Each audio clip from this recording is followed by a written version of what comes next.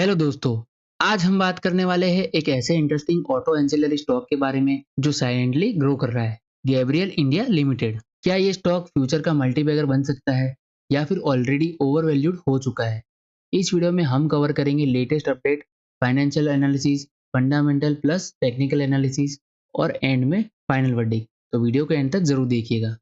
सबसे पहले समझते हैं कंपनी करती क्या है। Gabriel India limited basically shock absorbers और सस्पेंशन सिस्टम बनाती है। इसका मतलब सिंपल लैंग्वेज में, जब आप बाइक या कार चलाते हो और रोड पर बम्प आते हैं तो कंफर्ट मिलता है, वो इसी कंपनी के प्रोडक्ट की वजह से मिलता है। कंपनी का पेरेंट है आनंद ग्रुप और क्लाइंट है मारुति सुजुकी, टाटा मोटर्स और बजाज ऑटो। मतलब strong OEM connection is equal to stable business.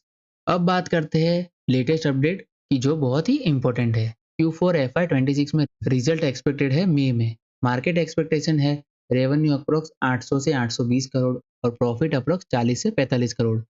एक इंटरेस्टिंग चीज, कंपनी अब सिर्फ सस्पेंशन तक लिमिटेड नहीं है, वो सनरूफ सेगमेंट में भी एंटर हो चुकी और ईवी सेगमेंट में भी अपॉर्चुनिटी देख रही है।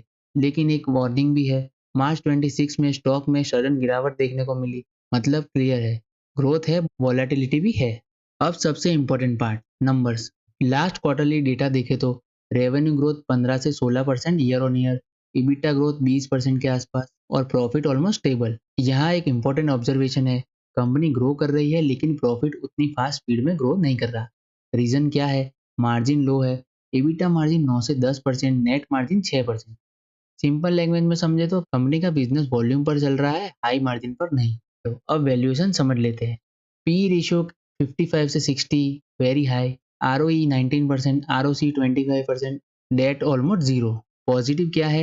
डेट फ्री कंपनी है, एफिशिएंट मैनेजमेंट है। नेगेटिव क्या है? वैल्यूएशन बहुत ही एक्सपेंसिव है। मतलब अच्छी कंपनी है लेकिन सही प्राइस पर लेना जरूरी है।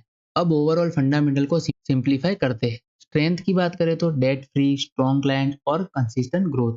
वीकनेस की बात करें तो लो मार्जिन, ऑटो सेक्टर पर डिपेंडेंसी और हाई वैल्यूएशन। तो सिंपल कंक्लूजन ये है, ये क्वालिटी बिजनेस है लेकिन चीप स्टॉक नहीं है। अब चार्ट की बात करें तो स्टॉक का trend sideways plus slightly bullish है।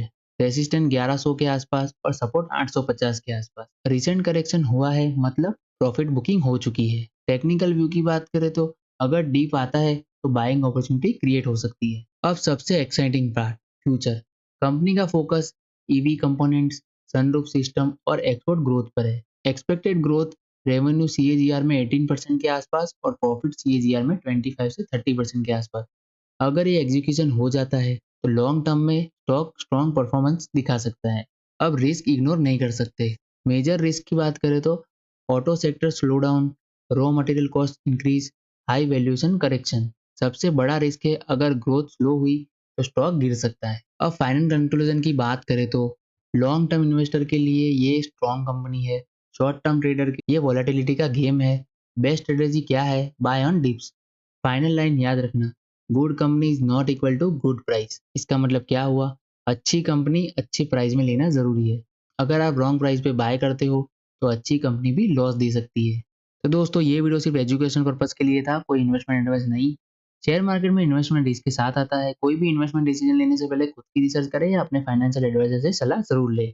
और अगर वीडियो अच्छा लगा हो तो वीडियो को लाइक करें और शेयर समाचार को सब्सक्राइब करना ना भूलें। मिलते हैं नेक्स्ट वीडियो में, तब तक के लिए स्टे इन्वेस्टिंग।